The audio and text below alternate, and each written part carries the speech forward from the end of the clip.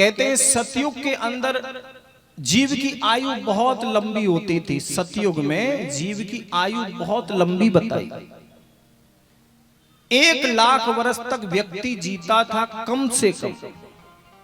1,00,000 वर्ष। कौन से युग में? सतयुग में।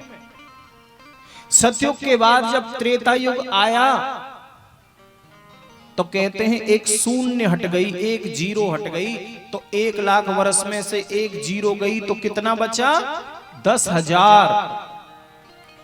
त्रेता युग में 10,000 वर्ष तक व्यक्ति जीवित रह सकता था कम से कम, जो निर्धारित आयु थी। जब द्वापर आया भगवान कृष्ण का युग तो कहते हैं एक जीरो और हट गई तो कितनी बची?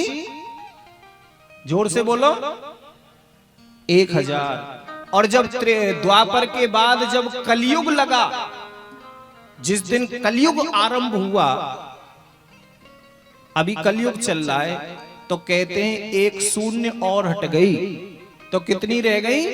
100। अभी हम लोग 100 वर्ष तक हमारी उम्र निर्धारित है कि हमको 100 वर्ष तक जीना चाहिए, कायदे से, नियम से। 100 वर्ष तक हम जिंदा रह सकते हैं। अभी वो बात अलग है कि कोई 40 का जा रहा है, कोई 30 का जा रहा है। अभी उम्र का मृत्यु से कोई संबंध बचा ही नहीं है। पहले था, अभी उम्र का मृत्यु से कोई संबंध नहीं रह गया। अभी तो कहो तो 5 बरस के बच्चे खत्म हो जाते हैं, 20 बरस के चले जाते हैं, 30 बरस के चले जाते हैं। तो 100 वर्ष तक हम जिंदा रह सकते हैं अगर नियम से, संयम से, विधि विधान से अगर हम रहते हैं तो ये जो कथा हुई सतयुग में।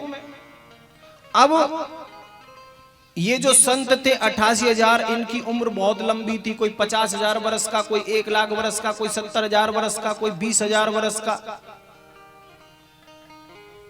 और उनके मध्य में जब एक युवा संत आया, एक बालक आया जिसकी आयु केवल 20 वर्ष की थी, तो ये 88,000 जिनकी संख्या है, 88,000 बहुत विशाल संख्या इन संतों की।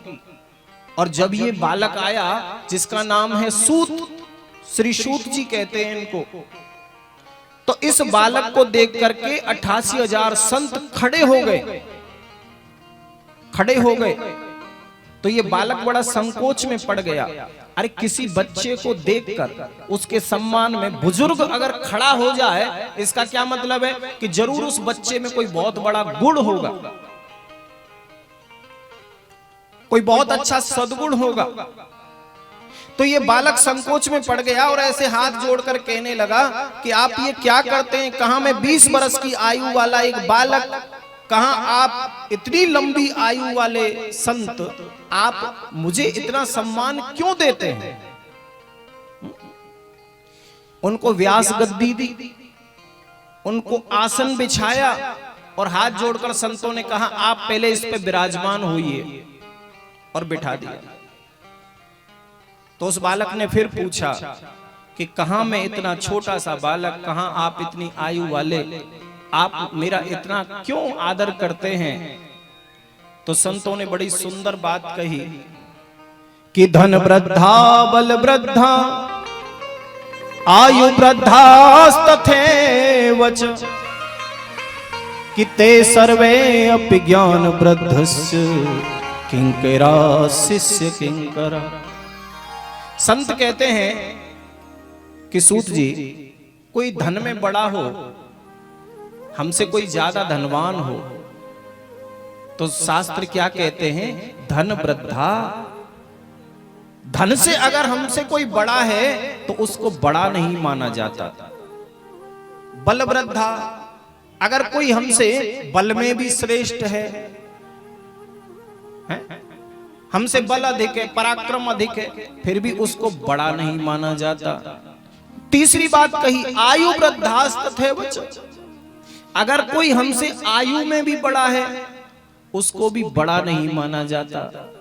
तो फिर बड़ा किसको माना जाता है? फिर संत कहते हैं कि शास्त्र कहता है कि ते सर्वे अपि ज्ञान वृद्धस्य किंकरा शिष्य किंकरा, कि बड़ा वो होता है जो ज्ञान में हमसे बड़ा होता है। हम आपसे उम्र में बड़े हैं तो क्या हुआ, ज्ञान में आप हमसे बड़े हैं, इसलिए हम आपका इतना आदर करते हैं, इतना सम्मान करते हैं और बिठा दिया व्यास आसन पर।